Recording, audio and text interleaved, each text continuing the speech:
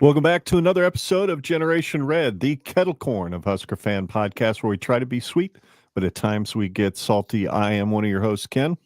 And hey, folks, it's Scott. And it's Justin. And we are waiting on Coach BA. He had a power outage in his neighborhood thanks to some adventurous neighbors, I suppose. And here we go. Anyway, we've got a fun game to talk about tonight. The 28-21 victory over UCLA was a lot of fun to watch. Is TJ Lateef getting his first start as a true freshman. In case you're wondering if Justin's ADHD medicine needs to kick in, no, it's just a little chihuahua he's got running around in. He's chewing on something right now. I can't figure out what. that he decided to adopt. Was that just today or just the last couple days? No, it was. I didn't catch that part of the story. Thursday night, me and my wife went out for a little date night, spur of the moment, for Mexican food and margaritas, and we ended up just with a chihuahua. We ended up going by the Humane Society and adopting a chihuahua, just impromptu. Don't you hate it when that happens? Yeah, that's happens to all of us. So what you're saying is, if you'd have gone out for hot dogs and beer, you might have adopted like a pug, beagle, maybe something like that. Never, actually, no beagle. My sister had a couple beagles and things. Their bark, I cannot deal with that. Oh yeah, they're evil, brutal. Yes, the other Dave starts out right out of the gate. Happy Veterans Day. Thank you, Justin, brother. thank you for your service. Yes, same to you, Scott, and your service as well. I know you just thank you. Your Marine Corps just had a birthday. Was it yesterday? Yes, yesterday. 250 years. And what was I saw today? Somebody said Happy Marine Recovery Day for today. Yes, because after all the birthday drinking, Veterans Day is a recovery day. That is about right. They It recovered is, by drinking more. It's honestly perfect because you get your Marine Corps birthday, so you go out and you party, and then the next day you have all of this free food you can eat from basically anywhere that your heart desires. So you can get the perfect recovery breakfast at Denny's. Then you can do what me and my wife did. We went to Outback, dude. Oh, yum. They had a free 3-course meal, so we got like appetizers, sides. I got shrimp on the barbie. Nice. And then cheesecake. Nice. So it was pretty legit. The other Dave says thank you for your service as well, Scott. So salute to all of you who served. We appreciate everybody that watches this show and maybe listening to us on the podcast later. If you served, we appreciate you. Happy Veterans Day. And speaking of following us, Gen Red Pod at Gen Red Pod on Facebook, X, and YouTube, Generation Red on Apple, Google, Spotify, or your favorite podcast app if you'd rather listen to the audio from this live stream as opposed to watching our pretty faces.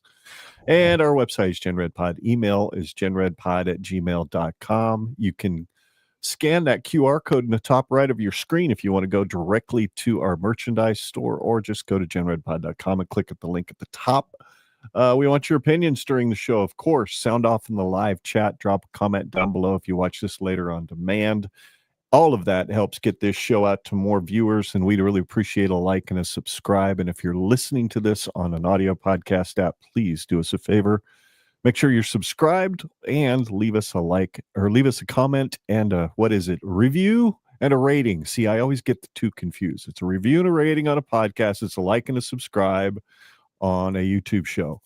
I should probably stop doing both at the same time, or I'm just going to get confused every single time. But we're going to talk about just UCLA tonight. We're going to save our review or preview of Penn State for next weekend, or next Tuesday, which we'll get to see Penn State play again. We'll get to see them play Michigan State. We'll be able to compare their performance against Michigan State with ours, as well as with UCLA kind of, I think, beat Michigan State and Penn State pretty good, didn't they?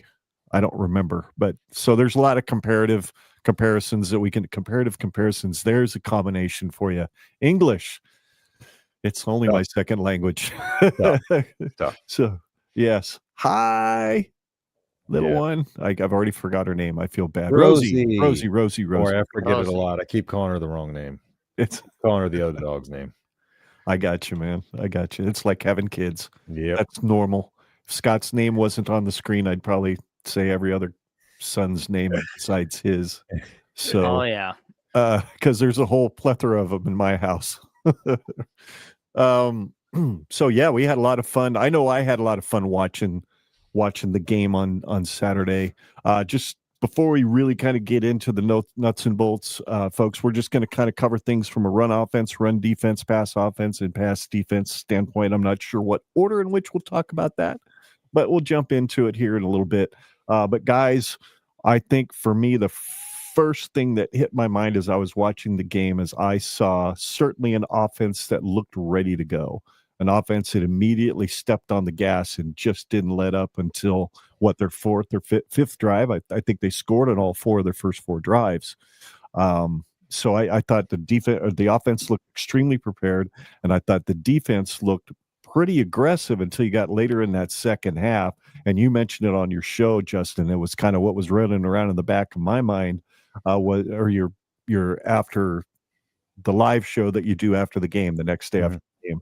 You mentioned that it seemed like John Butler kind of backed the dogs off a little bit in that fourth quarter, and that's kind of what it looked like to me. It kind of gave UCLA some room to come back.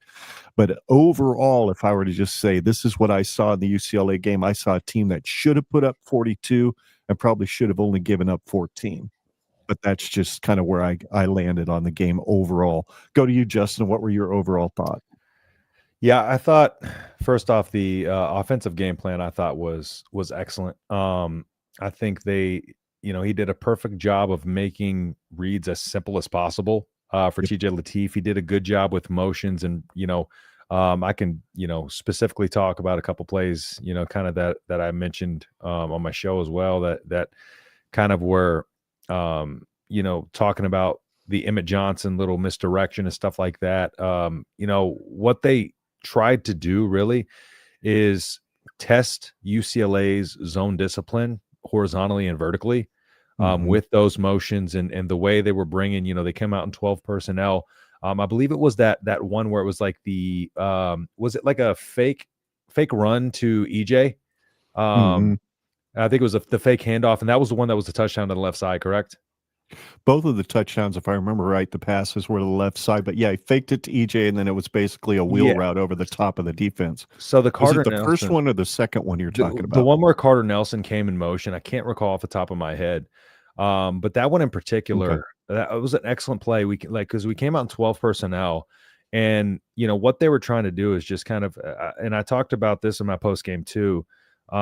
Rutgers, we talk some, and the reason why I'm bringing up Rutgers is Kirk Shiroka, their offensive coordinator. Rutgers does a lot with little in terms of talent.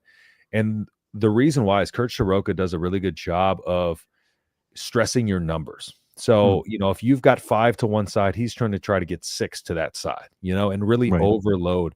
And I feel like that's what we did a good job of because, whenever they were coming out there, oh my God, sorry, she hit her head on the mic. You're good.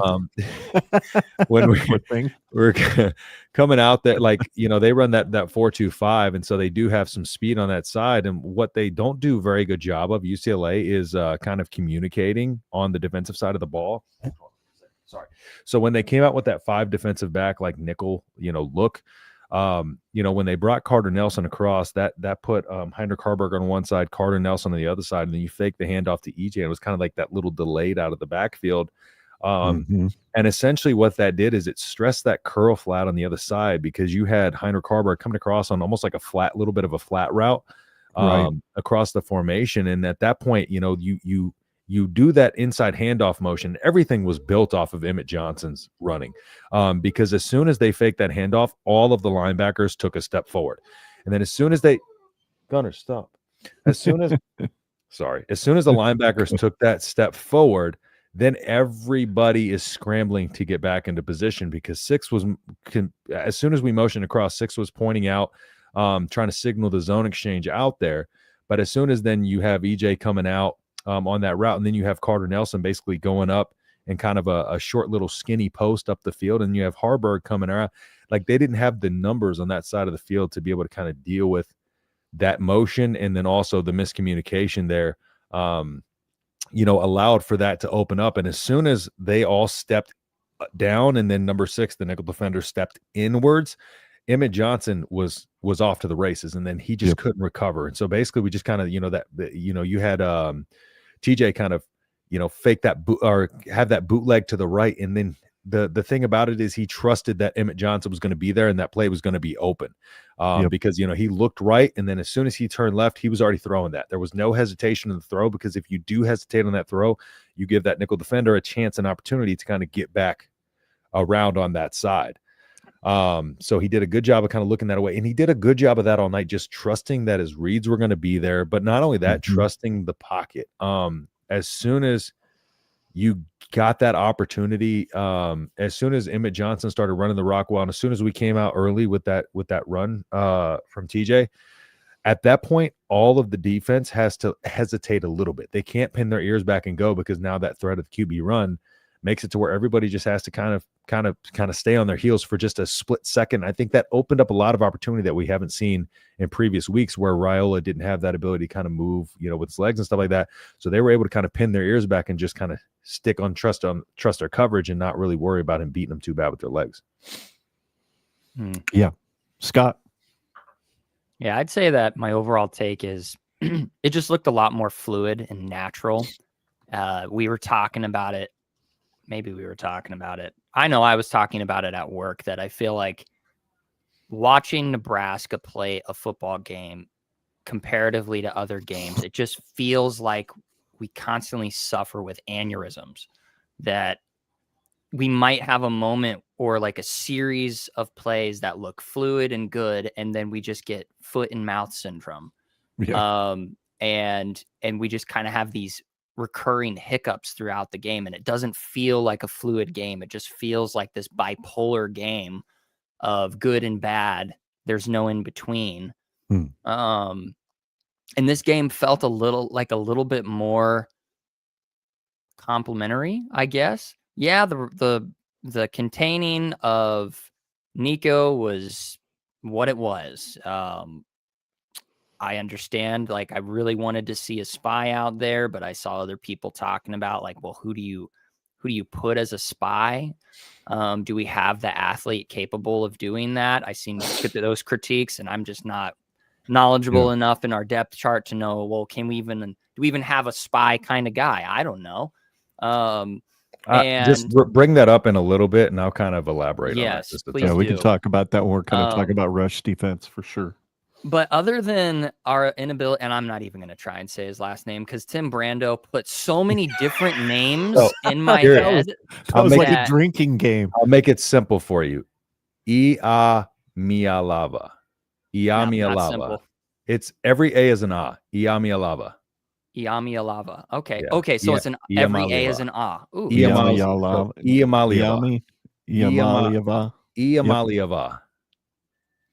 There we go. Well, anyway, Nico. Nico. Yeah. The I guy. The guy who put up 86 rushing yards on us and was the leading rusher of UCLA. Yeah, you know, obviously we know what we got in our run defense, and we saw that, and dual threat quarterback is just going to be our Achilles heel. But other than that, I mean, it looked like a much more complete game. I agree with Dad. You know, it just did seem like going towards the end of the third quarter and into the fourth quarter, it seemed like our defense schemed up a little bit different, and it just looked more like playing to not lose. And I didn't like that, but yeah, man, like I said, it just looked so much more fluid. Having that dual threat type of quarterback in this day and age in college football, like, you really have to try really hard to have a statue of a quarterback. You have to have a good offensive line. You have to scheme up your playbook with lots of short little dump routes where, yeah, you've got your check down, but you also need to have another guy that's just short, quick yards that we haven't seen Holgorsen attempt to do with Raiola. So having that dual threat component was just it was so nice to see. I missed it, you know, like I like Raiola. I think he's a great quarterback, and I think it's going to be an interesting narrative. Let's say TJ continues to have a good season and he wins us one, maybe even two more games. That's going to be a really interesting offseason, but our situation right now is TJ Lateef is the guy, and I liked what I saw out of him. So, yeah, fluid offense. TJ, awesome. EJ, awesome. Run defense, boo. The rest, and we got to give credit. I did post this because one of the things that really helped TJ in this game was everybody else did their job very well offensively too. Yes, they did. Yeah. The blocking was incredible. Watching some of those pancakes that the receivers were putting on dudes, and Justin Evans and who was it on that screen pass? Number 57, It was Pritchett. Pritchett and Adams were pancaked. blocking all the way down to the end zone, it seemed. It was incredible to watch. And then EJ's just upper body strength is amazing with all those guys that were basically grabbing him up around it, and he just shrugged them off like they were nothing.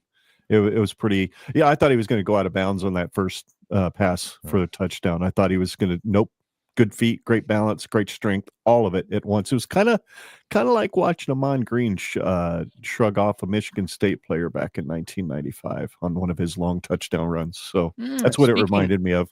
Speaking of historics, obviously we can talk about EJ and his historical performance, and we can talk about TJ and his historical performance. But I didn't know this, but this is the first time that Nebraska has won in Pasadena since 1993. How many times have we played there? Not many. Curious.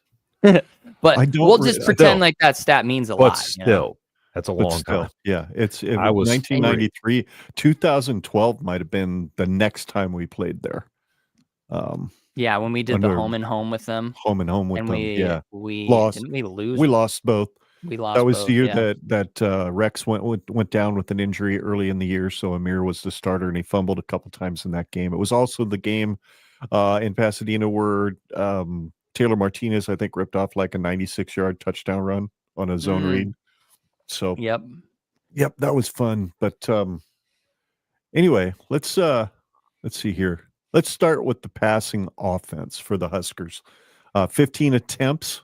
13 completions, 205 yards, 13.7 yards per completion, 3 touchdowns. Emmett Johnson, leading receiver at 3 receptions, 103 yards, 34.3 yards per reception, 2 touchdowns. Dane Key was second with 3 receptions and 46 yards, averaging 15.3. You spread it out among 5 different receivers, which, it's not unusual to see a Dillon stat line look very, very similar. He was known to hit 5, 6, sometimes 7 or 8 different receivers in a game, especially when you're playing teams like Akron and Houston Christian. But I thought that was pretty cool that he was able to distribute the ball as much as he was. I haven't gone back and looked at the cut of the game since that night.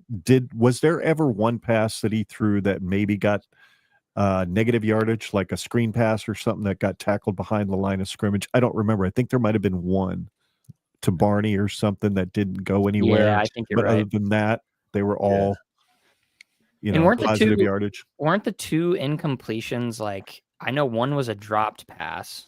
Yep. The other one was just out of Mekhi Nelson's reach. Had he put just a little bit more touch on it, that play was going to go a ways too. Mm-hmm. So, but yeah, I think what you said at the beginning of the show, Justin, is very apropos when you look at these stats and the fact that they made the game plan simple for TJ, but not so simple that UCLA was able to easily figure out what was going to happen. Because I think the passing offense opened up specifically because the very first snap of the game, TJ goes for 16 yards, running around the end, and they said, "Oh crap, we can't load 8 in the box to stop Emmett. We've got to have somebody watching number 14." And that just backs everybody off enough to really get some of that short passing going. If I'm correct in that estimation.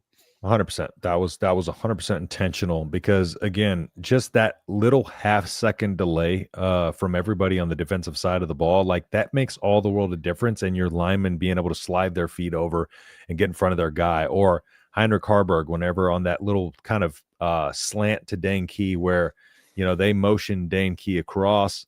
And, they communicated where they had one of their defensive backs step down and the other linebacker stayed back. So that way they wouldn't get crossed up.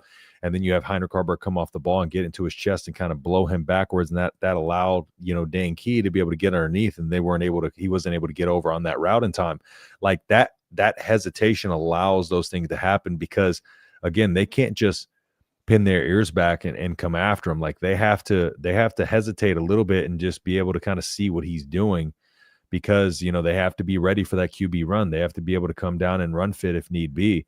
And so it requires all 11 of those guys. And so I think, you know, where Nebraska's offensive deficiencies have been in their execution, I think that element of the run right now just plays a perfect role in kind of masking those a little bit more. If Nebraska had a better offensive line, you know, if Nebraska had a solid offensive line, there would be no doubt that Dylan Raiola, you know, when he came off the field, you know, this season, there would have been no question, oh, TJ Lateef, if he comes in and does well, is he going to be the guy? Because the things that are deficiencies for us offensively work against Dylan Raiola's strengths. And TJ Lateef's strengths work in favor of our offensive deficiencies, if that kind of makes sense. Yep. That little bit of hesitation just allowed a lot of things to open up. And, you know, I mentioned this too, you know, execution, it's a lot of little things, you know, a lot of little, like if you have one misstep, you know, on your blocking, it can make your offense throughout the course of the game look terrible, and people can blow it up into this big thing like our offense is terrible, just the entire. No, it's small execution things that matter. And so if you have that little bit of hesitation allowing you to clean up those slight execution mistakes and allowing you to get in position to be able to open up those windows, that little half second extra to be able to let that window open up versus where Raiola would probably get pressure in his face, and that extra half window makes the biggest difference in the world. And so yeah, it's just everything just flowed perfectly because of that, and that was by design. They immediately wanted to back them off and just be like, yeah, we're not afraid to run them. So do you think when we're in the realm of hypothetical, I'm still at 15-2, by the way. Yes, without a doubt. Sorry, guys. Mama's home. My wife's home. So don't you think that obviously Holgorsen schemed up a different kind of playbook for Lateef and played to his strengths? And I know that it's been kind of a common complaint amongst Husker fans. When it comes to the play calling, and Coach, welcome to the show. For those who are listening, Coach has finally joined us after a plethora of technical difficulties. Yeah. Help me exercise my tiny little my little brain cells here. Don't you think that, and I'm going to speak biasly here, we could, in theory, have a better playbook that could play to Dylan Raiola's, I guess, weaknesses of being more of a statue type of quarterback? And I don't know. I saw in this game a lot more short routes, a lot more bailing out where Lateef was given a lot more variety of quick reads, where I don't feel like I was seeing a lot of that with Raiola. They were a lot of deep routes. There were a lot of plays that took a while to develop. So I don't know. Am I crazy? Like, what's the deal with that? No, I don't think you're crazy at all. I honestly, there was actually certain points that I was watching that game where I was like, dang, why haven't we been doing some of this stuff with Dylan though? Like some of the passing like combinations and whatnot. It's like, I understand that they have different skill sets, but it's like, you know, some of the like, you know, slants and drags and all that sort of stuff. I've kind of been thinking of, man, I feel like we could play to Dylan's strengths a little bit by doing some more of that. I thought that overall, though, Dana, I mean, I think this has been the most impressive game he's had. I think he really played to TJ's, you know, I'd say strength, but also avoiding some weaknesses. I mean, can't complain 13 for 15 passing. Nope. I just feel like this is honestly more of the type of offense that Dana Holgorsen would want to be calling. And what, again, my takeaway was honestly like, I feel like Dylan could do a lot of, you know, like Dylan could have success calling these same sorts of combinations. So it made me at least feel like, shoot, maybe when we get Dylan back, we can, you know, next year, I want to see him get this sort of, you know, because Air Raid 101 is honestly a big part of it's just how to make the quarterback's job super easy, right? And I feel like a lot of this year Dylan's job has not been super easy. When we make TJ Lateef's job super easy, and now all of a sudden he looks like a stud, it's like, well, why haven't we been doing that for Dylan? Because who knows what Dylan could have been doing? You know what I mean?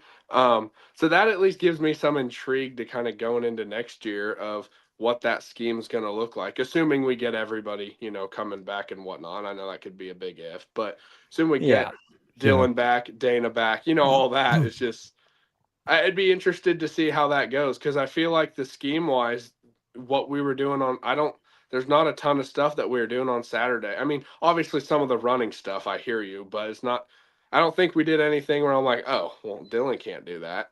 You know what I mean? So I'm thinking we could just set him up with the layups. I just feel like, I don't know. Obviously he can take it, so I don't mean this the wrong way, but maybe we were putting too much on Dylan. You know what I mean? Let's give him the layups.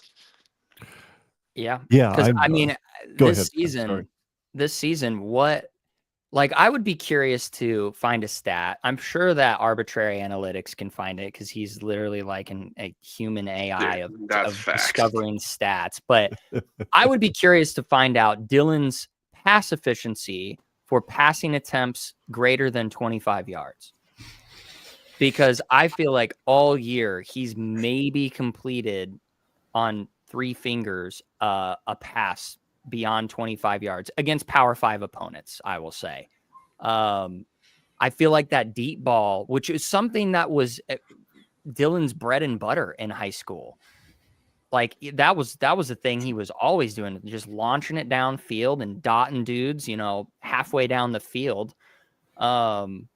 So yeah, to your point, yeah, I think that there's a lot left to be desired with playing to Dylan's strengths in these coming seasons. Because yeah, I'm right there with probably, I don't know, everybody in this panel that I think Dylan Raiola is still our guy. Without a doubt. I don't want anybody, because we had one game against a bad defense.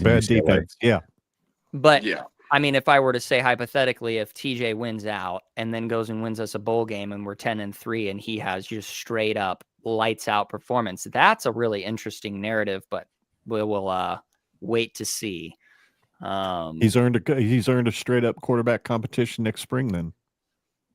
Yeah. I mean, you don't anoint him the starter, but you give him an absolute 50-50 shot at winning the job next spring. But we are literally months away from even any of that speculation. So we have one game. I mean, it's one game. It was a game against a team that, they beat the brakes off of a couple of Big Ten teams.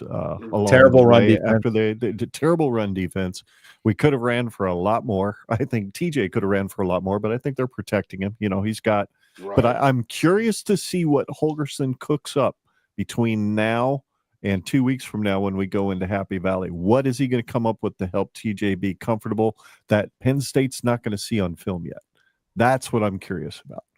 Or are we going to see a whole lot more of the same and just hope that our guys are better than their guys at the point of attack? Well, I think the fact that you only had to throw 15 times left a lot in the playbook. Yeah. Yeah. So the fact that he didn't have to air it out, the fact that I think we were able to be a little bit conservative allowed us to keep a lot of things close to the vest. Yep. It's very true. It's a whole new season at this point. Yep.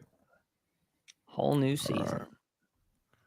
Let's take a look at the rushing offense. Nebraska ran the ball 39 times for 156 total yards, averaging 4 yards a carry, 1 touchdown. Emmett Johnson was 129 of those yards on 28 carries, averaged almost 5 yards a carry for that 1 TD. And TJ Lateef, big reason why that passing game and that rushing game was effective was his 5 carries, 31 yards for 6 yards per carry. So as far as the scheme goes, Coach and Justin, what did you see against UCLA that made that so effective? I mean, it was between the guards most of the night, right? There wasn't a whole lot of stuff. It was a lot of middle runs. Was there something specific to that really that we hadn't seen maybe from this offensive line before? Or are they kind of getting their legs underneath them finally? And of course, a bad defense. I think it's partially a bad run defense. That's what I was going to say. I didn't see anything particularly new. I just saw that. I think it's a combination of maybe our guys are starting to probably get in a little bit of a groove, but also UCLA's run defense is just very bad. Okay. Yep. Yeah, in terms of the run scheme, we didn't do a whole lot of things different. It was a lot of Emmett being Emmett, and yeah, pretty bad run defense. Yeah. And it certainly was as successful as they were between the tackles, certainly helped out on those two long pass plays to Emmett too, because that just brought everybody forward and left that back end of the field pretty open for Emmett to run those touchdowns in off the pass. So, which we've said that all year. If we can figure out how to run the ball effectively early in the game, it certainly makes life easier for the quarterback to complete some passes. Yeah, and you know. Well, you noticed, it was kind of, and I hate saying air raid because, of course, it's not a specific, we've talked about this many times before, but in the concept of stretching the field horizontally and then opening up the middle and then taking advantage of that middle with the run and then opening the field back up horizontally. They did a good job of bouncing back and forth between the middle and the outsides of the field. So you get those guys kind of, again, like I talked about on that one play where they would step down and in, because they would be able to cheat. They were trying to cheat down to stop that run. And then you would throw it to the outsides, whether it be on that little delay route to Emmett Johnson, or a little wheel route or whatever. That is the air raid in a nutshell. It's just making people cover grass as much as possible and trying to just, flirt with the difference and stretch their zones, stretch everything vertically, horizontally as much as you possibly can. Absolutely. It was fun to watch. That's for sure. It was fun to watch our run offense be able to be as effective as it was all game long. And it just seemed like every time Emmett touched the ball, he was gonna fall forward for 2 or 3. Even if he was contacted at the line, the dude was just incredible. I remember reading the quote from the UCLA interim coach. He just said, he was our focus for today. That dude is special. And every time it just seems like we couldn't bring him down. Yep. So yeah, incredible. Hey, Emmett for Eisman, damn it. He should at least be on the list. Maybe he doesn't get to New York, but he should at least be somebody that gets voted for. Yep. So all right. See, 3 out of these 4 categories Nebraska was extremely effective at in passing. And did I get these right? Yes, I did. Okay. Mm-hmm. Passing defense was good. It's yet again the 10th straight game in 2024 in which Nebraska has not allowed over 400 yards of offense from their opponent, which is pretty amazing when you think about it. That I didn't know. It's interesting. Yeah, that's heard that on I think one of the media podcasts and mentioned it this afternoon. I was holy crap. But there you go, 25 attempts, only 17 completions, 191 yards, 7.6 yards per completion, 2 touchdowns. Rico Flores Jr. was their top receiver at 6 receptions for 52 yards, 8.7 yards per reception. Anthony Woods had 2 receptions, 49 yards, 24.5 yards per reception, and 1 touchdown. So what did you see, Justin, from the pass defense that made them so effective on Saturday night? More of the same? Was there some special schemes they were using that were different than what maybe we've seen this year? Or were these guys just locking guys down on an island out there all night? I think it was a lot of our defense doing their job and similar like to Scott earlier, and we'll probably get to this in the run defense, but one of the things I did want to point out, one of the things that you do is if you put a spy out there is you take a person away from your pass defense naturally. So it's one of those things where it's like Nebraska was doing a good job with their pass defense, overall. And so if Nico's going to come out there and just run around and beat you with his legs, like you're going to take that. You got to, because our defense just hasn't been solid enough to be able to kind of do both. And so we leaned on our strengths a little bit. And we just kind of doubled down on what we do well. It did get a little scary there. It did get a little dicey because he started running around a little too much, and that kind of opened a little bit, up for him. But at the same time, he was getting cracked. When he would run, sometimes he was getting cracked, and you're going to take that. I think just it's a matter of like when everybody's like spy, but then you open up the potential that they can break a big pass play because your guys are doing their job of keeping everything in front of them that they need to. So yeah, I think it was just a lot of our defensive backs doing what they've done well all season. And I just think our defense is what it is, and that we're going to see a whole lot more of this. Our run defense is not going to get better over the course of these last 2 games, and our pass defense is probably going to do their job. Luckily, coming up against Penn State, their quarterback can't really move with his legs, so we can lean on our pass defense a bit more. Now we're going to have to stop their running backs, but we don't have to worry about that QB run element. But that's a hard thing. People think it's just easy as putting a spy out there, but you can't just spy every play. Because then they're going to game plan to take advantage of, like I talked about before with numbers. If we're trying to overload one side with numbers, like then they have an extra body out there that they can use against us, and they're going to start taking advantage of that. So, I think it was our guys doing their thing. You any thoughts, Scott, on that? Or Coach, you're in the dark. I can't see you, sir. Flip the switch. I was just. I will apologize to our YouTube audience. Just flip the video there off. May at some point there may be a random flash of light. As Okay. it's been quite a night on this block. So I your apologize lights for went that. off So I again? currently am But back your in the internet dark. didn't stutter, so we're good there. Well, Internet- I'm on my phone's. No, that's what I'm saying. internet So right we're now. good. So it didn't crash out. Yeah. So we're good there. No, but overall, I think our passing defense played. I mean, we got some dudes there, which is awesome because I remember kind of going into the year, it was kind of like, I don't know. I mean, yeah, we have Sia, right? But we're gonna have some guys taking much, bigger roles, and they've balled out this year, man. Our secondary's been studs. I mean, against some of the best passing, offenses that you can see. Like we've been balling up in that secondary. They've been able to match up against pretty much everybody and shut them down. Like looking at this right here, like 191 yards. Like, well, we're gonna take that against a quarterback like Nico. You know what I mean? Like that's just what are you gonna do? And then and you go back. I know we're talking about UCLA, but then look, like even against the USC's offense got one of the best offenses overall, and best passing attack in the country, and like shut them down as well. You know what I mean? So we've got some just absolute studs that are doing their job. I think Justin, you said that really well. Just we got guys that do their job. They shut down. It's like, hey, if you're the boundary corner, you do everything you're supposed to. You lock that side of the field down. Sierra Wright's been doing a really good job at that nickel spot this year. I think he's done a really good job at that nickel spot. And yeah, just doing your job and shutting down pretty much everybody. I think that again, when you just looked at it, I was unsure. I thought the secondary could obviously be pretty good going into this year, but I did not expect them to be, the very big strength. And like, it's a huge leaps and bounds above the run defenses. At least, in my opinion, I'd never have to even worry about.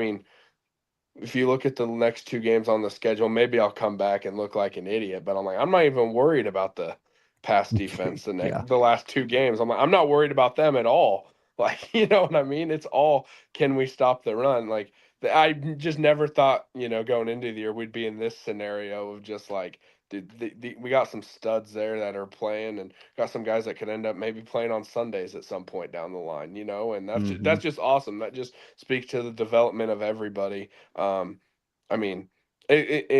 terms of the pass defense, John Butler's doing a really great job working with this defense, and yeah, no, I've been really happy with Addison it. Williams. Addison Williams. Yes, 100%. Yes, Because that's Addison a big one. Williams, Good I talk shout. about coming in the season, shout. like what he did with UCF, like his last season at UCF was no fault of his that they brought in. He was killing it and increased their pass defense efficiency year over year. And then they brought in some co-defensive coordinator, and so UCF's last season, all of a sudden their defense struggled in pass defense. Well, that was the one season where they brought in a new coach and they brought in a co-DC, and that's why I thought Addison Williams was such a steal, because he has an aggressive style of defensive backs that fits exactly the mold of what John Butler wants to run on defense. And I think those two, that combination, those two married together is just perfect. I think we're seeing that pay off. No, 100%. That's a good shout, Justin. Yeah, no, Addison Williams it's been a huge addition. No, I think he's great. I think it was really good as well. Not that Butler didn't do a great job, there as well. But I just think having a guy that came from the college ranks doing, all that, I think it was a much easier transition for him as opposed to when Butler came from the NFL. And I just think Addison Williams is doing a great job. Yeah, the thing that Butler struggled, the problem was like he came into the mix late because we all know what happened with the defensive back coach situation there. And then he had talked about when he Right. came in, like he wanted to learn the 3-3-5 coming from the NFL. He didn't really know the 3-3-5 that well. He wanted to learn the ins and outs of 3-3-5 before he even met with the players. And so then you're already delayed coming in. And then before you can even coach your players up and go talk to them, like he had to learn that system and then go in there and try to coach those guys on the fly and deal with the injuries that he did over the course of last season. I think John Butler got a bad rap last season. Yes, and last yeah. year you kind of look at like we also started to change our coverage schemes up a little bit Mhm. more too, which I don't know how much of that had to do with, but I mean that was my question going into last year is if we don't change defensive backs coaches, do we switch to more of a match quarter system? I maybe yes, maybe not. I'm just, just a question that I have, but I also wonder how much that played a factor into it of going from playing a lot of cover 1, cover 3 into playing a lot more match quarters that they did Yep. last year. So that all might also played a factor into it of, going into a new coverage scheme with all those guys. For sure. Well, let's jump to the one bad spot for the defense. And even as bad as it looked on TV, they still only gave up 157 yards. Only one more yard than what Nebraska gained on the ground in the game. And in fact, by the way, did you guys check the stats? It was 30 minutes to 30 minutes in time of possession. That was exactly. insane. Saw that. Yeah. 1 yard difference in the rushing yards and only 6 yards difference in the total passing yards for both teams. I mean, it couldn't have been a whole lot more even. Yep, that's crazy. The difference in the game is Nico was the entire offense for that's been their story of this season. Yeah. And Nebraska just was able to figure out how to slow him down enough. Yeah. They didn't give up that big 75-yard backbreaker run or something like that. I think the longest run he had was 24 yards. So 37 rushes for the Bruins at 157 yards, 4.2 yards per carry, 1 touchdown. Nico Iamaleava. That was you almost got it. Iamaleava. You almost got it. Iamaleava. There you go. Sounds like Nailed baklava. Sounds like that really sweet, yummy treat that you get from Greece. I thought a baklava was a hat. It's close. That's a balaclava or something. Close enough. Don't be starting to mess with me on English, non-English words. 15 carries, 86 yards, no touchdowns, 5.7 yards per carry. JVN Thomas had 12 carries, 39 yards, 3.3 yards per carry. I think one of their backs had a touchdown. It was number 21, I think. But so, yeah, that's it. And I mean, if you look at that as the bad stat, it's not really. You take away Nico's yardage, and we basically shut their run game down. We really did. So, and I'm kind of when I'm watching the games, I'm like, God, Butler's rush defense is trash. I know the defensive line is small, but what the heck are the linebackers doing out of spot? You get in the emotion of a game, and by the time you get done and you look at the numbers, you go, oh, hell, that wasn't that bad.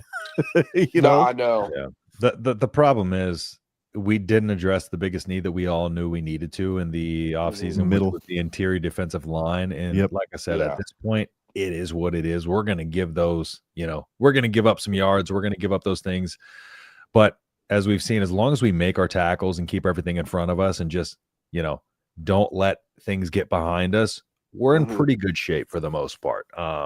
So that's the thing. As long as because against USC, when they started to open up the pass, then all of a sudden you got to worry about the running back running, the QB run, and then the pass. And that's when our defense gets into a lot of trouble there when USC kind of scored on that late drive. But if we can stick to shutting one of the, allowing one of those things, which in this case, it was the QB run, shut all the rest of the run down, and we kind of shut the pass down, then we can live with that.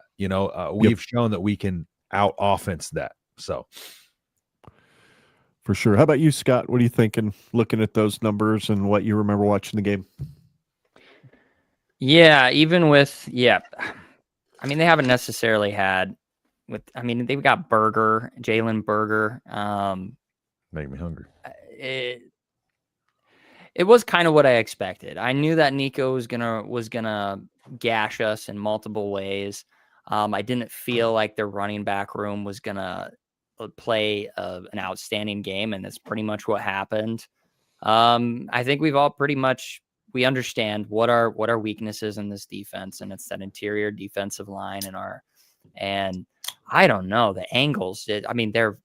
like I said, I love the idea of you're going to make a mistake, make it going 100 miles per hour. But man, some of the angles they take in a dead sprint to try and take a guy down just makes me scratch my head sometimes. But I'm not an athlete, so armchair criticisms.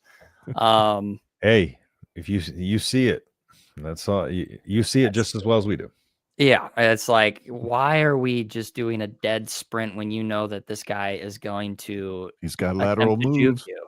Yeah, so it's like, just play contain, because even if you don't make that tackle, you give enough time for other guys to come in and fill those gaps.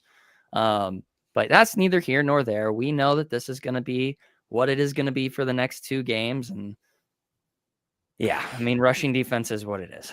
Question I have is, looking at those rushing yards that Nico had, I'm pretty certain 100% of them weren't on called run plays, right? Those were literal scrambles when we got in his face, and there was like 4 or 5 of them that easily we could have got him on the ground at a 8 to 10 yard loss, and he's a slippery eel. He's hard to get a hold of.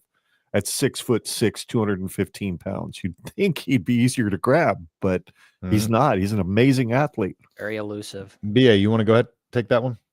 I feel like I've talked enough. Yeah.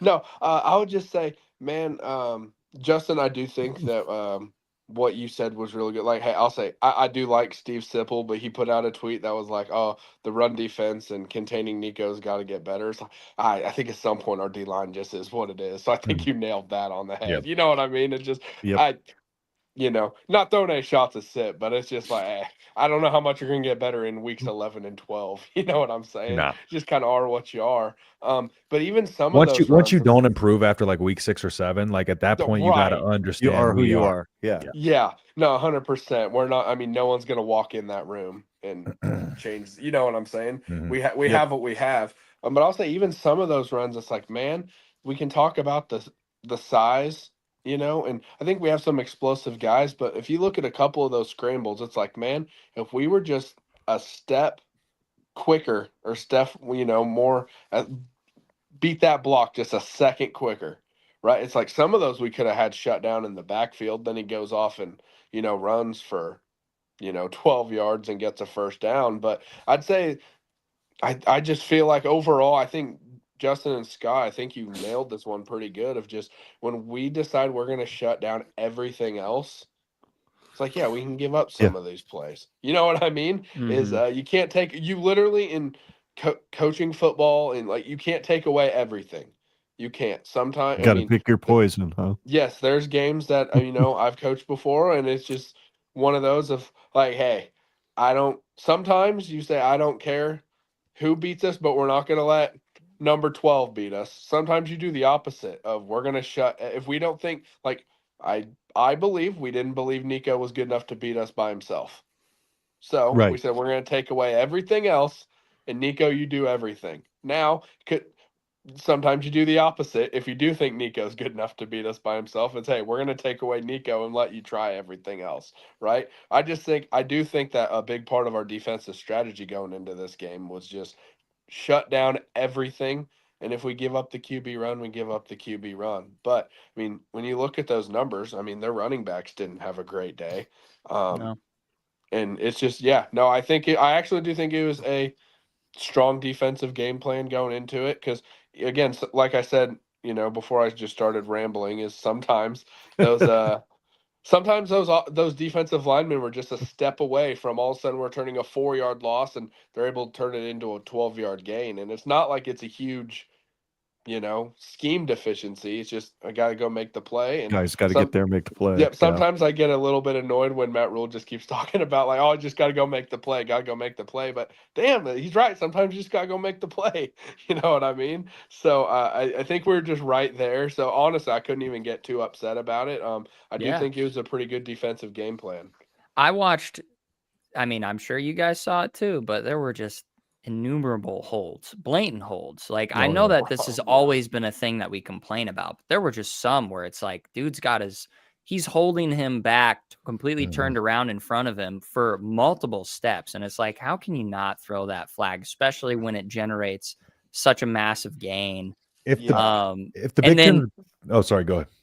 I'd say that, yeah, another stat line just that I thought was impressive about the game is we got sacked 0 times and we generated three sacks. And I will say, I just had to ask because I was like, well, what are the statistical truths of a game ending in a 30-minute split? I asked ChatGPT and kind of did a lot of refinement with the prompts and all that. Turns out, guys, ready for this? Yep. Games ending in 30-minute to 30-minute even split have only happened 43 times this century. So in a regular season of, let's see, what was it? There are, well, in the last 26 seasons since the year 2000, there have been 40,300 games played. That means that on average, it's 1 game in 737 that a game ends in a 30-minute to 30-minute split. So we had that, and the Texans hit Scorigami on Sunday. Oh yeah, what was that? 22 to 44 or something? to 29 or something like that. Oh, okay. 19 point. No, the 44 19 point things comeback. are getting glitched. We had 19 point comeback. We had a 26-0 outscored them in the fourth quarter, baby. 1.6. We reversed Nebraska it. But I was just happy we hit Scorigami. Hey, aren't you guys gonna get Stroud back soon too, or am I tripping? Yeah, hopefully. Yeah. He got concussed the week prior. Yeah. Alrighty, so a couple more quick things I want to just talk about tonight. Number one, we mentioned earlier EJ for Heisman. Here it is. I did a search. I hit ChatGPT up. I tried to narrow it as many prompts as I could to find out if there is another Husker back that's gone for 100 in a game in Husker history, and there is none. So Emmett's the first one, 129 yards rushing, 1 TD, 103 yards receiving, 2 TDs. What an incredible performance by Emmett. I'll just lay it out there for you guys. What would you place the odds at that Emmett actually is sitting in New York City at the Heisman ceremony? If he has good games going out, like say he does 160 to 175 yards from scrimmage in the next 2 games. Plus 5,000. If Nebraska was undefeated right now, I'd say he'd already be in there. Yeah, I think that it's just been kind of a lackluster year for running backs. And it's a lot of times a quarterback award. Now you have to have just like the MVP in the NFL. Like if Emmett had like an extra 600 yards of productivity, maybe even, and I mean rushing wise, like he would have to be far and above everybody else. Because, I mean, statistically, this season has been very underperforming for running backs. So, yes, I love the Emmett Johnson. Can I throw something out there about those? Because I was listening to the NBNR guys talk about this at some, I think, I don't know, some point. I just want to throw this out there because because I think they were comparing his number to, like, I think Amir Abdullah. They were comparing him to other backs. And here's what I'll just throw this out there. Is when we're talking about a lot of these numbers, though, and it kind of goes to the defensive numbers a little bit as well. But I think we got to remember now that the clock, though, now that it keeps running. Well, there's less snaps. Yeah. There's less snaps. I mean, we're looking at 60, 65 snaps as opposed to 80 to 90. So I feel like that's kind of weighed down some of these running back stats as well a little bit. But another thing too, I think it further. I just think kind of like I was talking about with the record. I think it just goes to show that this is a whole lot of a media storyline award too, on top of your numbers. It's who's the best story, and Emmett is not enough. Emmett is not enough of a national story to get that respect. And it doesn't come down to just sheer numbers. If Nebraska was undefeated, Nebraska would be such a story. They'd be like, oh, Emmett. And that's the problem, is the fact that if Nebraska was undefeated, he had the same exact numbers, he would be there. And that's the problem with this award. Same with the NFL MVP. It's a media award. It's not like who's the most valuable to their team at the end of the day. So that's where I have a problem with the Heisman. And I think it's like this was Emmett Johnson's best game of the year, and it was against a downtrodden UCLA team. I might get crucified for saying this. Emmett's a good running back. He's awesome. He's one of the best running backs we've had in the last decade, bar none. But has he done anything notable against really good competition? And my answer to that is no. He's done a good job, but has he done anything that's like exceptionally like, holy cow, he put up almost 200 yards on Michigan. That's crazy or whatever. I love the Heisman talk. It's fun to have a running back again that we can look at and be like, geez, it's crazy what happens when you have a running back who can generate over 1,000 yards in a season. That's really nice. But just based on what I see from other running back, like Ashton Genty, there was no Scott arguing. I think you're right on point. I don't think you should get crucified for that. I think that's something people are probably afraid to say right now. I thought he went for 176 against USC, or was that a different team? No, I'd have but we're to look it up. talking But- about over the course of the consistency over the Of course. a consistency of a yeah. career. He's really Like- come on like late in his career every- because he's been not- given not the career. opportunities. Not career games this season as well. Right. There's been down moments as well, and as a Heisman Yep. winning, like Genty, didn't he was just performing no matter what, and there were always seemed to be when Genty had like 120 yards, people were like, "Oh, did he just lose the Heisman?" yeah. Yeah. You know, Yes. I'm like, Yes. And he had when 120 Emmett, something yards, and it's like, oh, he might have just lost the Heisman. That's what was crazy. because the best rush defense that we played against was Michigan, and he only got 65 yards against Right. them. Minnesota, he got 63, which was also a really good rushing defense. The best game that he's put up rushing wise was against Maryland. Maryland, that's the one that was and so- 176. Yeah. I understand that I'm in a group of people who are even keeled, level headed. We tend to look at things from an objective standpoint most of yeah. the time. For me, I will say, but yeah, I just don't. He doesn't have the Heisman it factor. Unfortunately, he's a great back. He's one of the best we've had since Amir Abdullah. One of the best in the country. But Amir Abdullah wasn't a Heisman contending quarterback. That was running another back. thing that I was going to point out too is was Abdullah there? And we're talking about so He was Scott, still I'm got right. hurt at Purdue. I'm He right was there. in the conversation in 2014 till he got hurt at Purdue. Scott, I'm right there with you. I think Okay. that's a conversation people are afraid to have because Husker Nation's going to be like, oh my We God, can't I ever believe have you nice said that. things. I Like can't believe you everybody's. said that. I know we beyond can't a have shadow nice of a things. doubt. Had he been having these kind of games consistently since game one, if he went off for 140 against Cincinnati and would have turned around and done the same thing in the first game against a Big Ten team like Michigan, then there's a reason to have the conversation. Well, then he's consistent. But he's doing it mostly on the back half of the schedule because Dana's like, well, crap, I don't want to get my quarterback killed. I'm just going to run the crap out of EJ. And it's about time. The kids need it. He gets stronger as the game goes. I would have loved to seen what it would have looked like if he'd have been this good starting at the beginning of the year, see if there was any hype. And like you said, we're not undefeated. Maybe if Makes a huge that difference. 2009 team was undefeated and actually freaking beat Texas in the Big 12 championship game or not had a second foot back on, I think Sue could have walked away with one. But I got another one for you. TJ Lateef in his first career start, 13 of 15 completions, 205 yards, 3 TDs, 31 rush yards. Lateef is the only true freshman in FBS history since 95 to have a game with minimum of 15 passing attempts of 200-plus yards, 3-plus pass TDs, 2 or few incompletions and 30-plus rush yards, which is a pretty amazing stat. I get it. It's pretty specific. Bad UCLA Very defense. specific stat, though. Too. But it's still not bad. That's a hell of a lot of research you had to do to find that. ChatGPT had to work overtime to find that one. But I thought that was interesting. Yeah, it is. He had about as good a debut as you could ask a true freshman quarterback to have. Absolutely. 100%. Can't take anything away from him. Can't say it was just the game plan. Can't say he did a lot of things himself too. His ball. Be careful. He can handle balls with the best of them. His ball skills are amazing.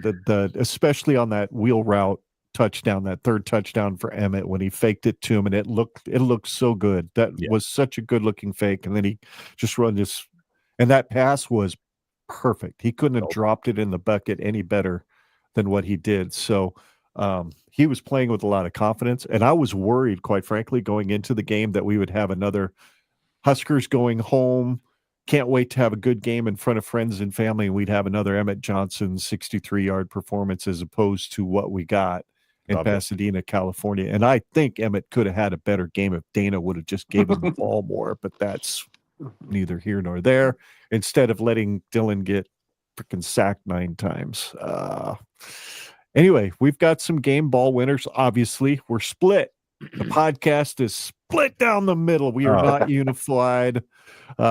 Me and Coach, we agree, and TJ Lateef is deserving of the game ball, and Scott and Justin gave it to Emmett. Both guys made history on Saturday night. Both guys made history. So historical performance from TJ as a true freshman, and of course, Emmett's. Both well-deserved. Yeah. So for certain. Do we have anything else we want to talk about UCLA, guys? Is there any burning thoughts about the game that you haven't let go of yet? Can forget UCLA exists now. Yes, and it's nice. Yeah. Isn't this nice? I agree the other day. We just want to see EJ in the audience at New York City at the Heisman. Just the invite with Rule would be great PR. Yep. No way he wins, but the invite would be huge. He's got to have a couple more really good games, and I think it's possible. I think Makai's dad in my chat on the stream a little bit ago said like he thinks he needs to have like 200 yards on the next 2 games. For that, good chance. Yeah. Well, do you 200 yards in each of those games. In each game? Yeah, 200 yards from scrimmage in each game. Yep. If he's on the fringe of, do you think that they bring him to New York just to get the engagement of Husker fans? If he's on the fringe of, should we bring him or should we not? I think it depends on how big the individual brand is of the person that's also in that fringe with him too, because not only school brand but individual brand is going to be a big impact. Yep, for sure. For sure. Yeah. Well, that was a fun show. Yeah. Yeah. Go ahead, guys. Go ahead, Scott. What is it? Oh, never mind. I was wrong. I forgot that I was going to say something and it was incorrect. So disregard. I'm just glad Good job. We don't put out misinformation on this show. No, we do not. No, we do not. We might be full of crap, but we're not misinformed. Indeed. Yes. Well, this was a fun one, guys. It's always fun, of course, and we've gotten to do this 7 times now where we can talk about a win, which is new for the territory of this podcast for certain, because, I don't know if I know Coach knows, I can't remember if I've told you, Justin, but our first season was 2021. You want to talk about trying to establish an audience during a historically awful season? Was that the best 3-9 team of all time? Best, they were 9 plays away from going undefeated. I've heard that so many freaking times. Point differential was nasty. Oh, it hurt so bad, didn't it? It was like 6 points a game or 4 points a game or something on between all the losses. It was nuts. I think Ohio State was the only double-digit loss, and that happened on like the last second field or the field goal at the end that just, they didn't even need that one. No, they just put it away anyways. That wasn't even double digits. It was just 9 points. 9 points. 9 points. 2 scores. Yeah, it was only 2 score. Yeah, it was like it was almost a mercy field goal is what it was. These guys can't lose again. Let's kick it. Score, guys. Let's kick it for them so they don't have to say that for all 9 games. But, oh my. Oh yeah, bringing up the PTSD on Veterans Day. Gotta love it. Gotta love it. Oh well, guys, this was a ton of fun. Darkman, where do folks find you out there on the webs? Whoa. You're going to get canceled. They're called People of the Dark. If you go to @the BA Coaches Show on social media platforms or Coach Audi, you can find me on all those social media platforms. I could have just said The Shadow. Remember that silly, stupid movie with Alec Guinness? Or no, not Alec Guinness, Alec Baldwin, the idiot. Anyway. Oh, that guy. Yeah, that guy. That guy. Yeah, screw that guy for sure. Yeah. Go ahead. Yeah, Justin, you too. Yeah, you can follow me at _H-Town Husker on X, or you can follow me over at Nebraska Football at the Voice of College Football. So go over there, check that out. And if you want to be kind of led on a wild ride, follow me on X. It is indeed a wild ride. I love watching your engagements with retards. Thanks. Oh wow! I said dark man. He just said the R word. Cancellation incoming. I had to cancel it out. I did you a favor there. True. I like to call out retards for being such. It's a Pretty great much. time. It's a Oh, great boy. time. Yeah, you can follow me on X at ScottGenRedPod. Yeah, that's not as spicy as Justin. Man, dude, there's just I've chilled out though. dude, like if I really wanted to and just let my intrusive, completely inflammatory opinions about Husker football and about other teams, specifically Iowa, I could be a complete and total menace. I already know you could. I feel like I sense it in you. I would be Yes. hated by so many people. It would be ridiculous because I just don't care. And the thing is, you Take the low blows. I want the low blows. What makes them more mad is when they can't make you mad. Yeah. That's where Twitter has become Yeah, fun. I When don't- they can't make you mad, like then it becomes fun. Because I've just had some intrusive like tweet thoughts that I've had over the last like season. Let them rip, dude. That I'm just like, oh, buddy. I'm Let them rip. We all want to see it. yeah, maybe I'll become Dark Scott next year. Oh, here we go with the dark theme again. What is it? What was it called with like the Joe Biden meme that was like Sleepy Joe. no, it was like some like he had like the red laser eyes, like, oh, I'm this like anti Joe Biden or whatever. Oh, I I- cannot remember. I know what you're talking about. Yeah, it was like I don't remember what it was. It was Dark Brandon, I think is what it was. Oh, Dark yeah, Brand- Dark Brandon. Yeah, I think that was it. Dark Brandon. Yeah, like maybe I'll just like totally flip the persona and just completely poop down the throats of everybody. Go Do it. down to go We all down wanna see the it. dark side. All We all wanna right, see it. goody. Let the Yeah. hate flow through you. Yeah, We You'll but be I stronger can't. for it. I can't. It's like it's You can. antithetical to my values. Oh, well, guess. I don't have values, so That's obvious. I'll let you hang do it. out I'll with send us. you. I'll be your ghost rider, Justin. Let's Can I be your go. ghost rider? I'll send Absolutely. you. I'll send you all the dirty nasties that just pop up in my head, and you can just absolutely, because I don't Send care it. about engagement or none of that. I just let them rip. attaboy. Hey, Attaboy. coach, is that a new logo that you had done or that you got done that you were using earlier for your avatar there? Yes. It is. Yes, I like it. is. I like it. I appreciate it. Nice and clean, man. I dig it. Thank you. I Thank dig you. it. Thank you. Anyway, you can follow our show, of course, at Gen Red Pod on Facebook, X, and Twitter. Let's get the right banner up. There we go. And if you like your shows in audio form instead of watching our pretty faces, you can go subscribe to Generation Red on Apple, Google, Spotify, or your favorite podcast app. Our website, genredpod.com, email genredpod@gmail.com. Send us a message. We'd love to interact with you. And until next time, for Coach, Justin, and Scott, my name is Ken. We are Generation Red, and we are here to chronicle Nebraska's inevitable return to college football greatness, one podcast at a time, because there's no place like Nebraska. Iowa's corn sucks. In rule, we trust. Yeah, buddy. Stop frickin' calling timeouts to yell at the refs. Rule, please. I did like the meme though. I appreciated that when he called that first timeout and he just looks at his players and Yeah, he's that like, was pretty funny. That was pretty funny. Yeah. what are you I'm a you meme gonna now." do, guys? And also, while we're on the topic, can we figure out whoever's in charge of whoever said, "Hey, let's challenge that throw"? What are we doing, dog? What are we doing? Yeah. Oh, I forgot to get into that. That was like 2 Whoever yards said, behind "Yeah, the we line. need to challenge that." Like, come on, what are we doing? We want one, maybe half a yard more, still not making any difference in the situation. Yeah, it was nuts. That was crazy. Anyway, Yeah. thanks y'all for watching. Go Big Red. We'll see you next week as we preview Penn State.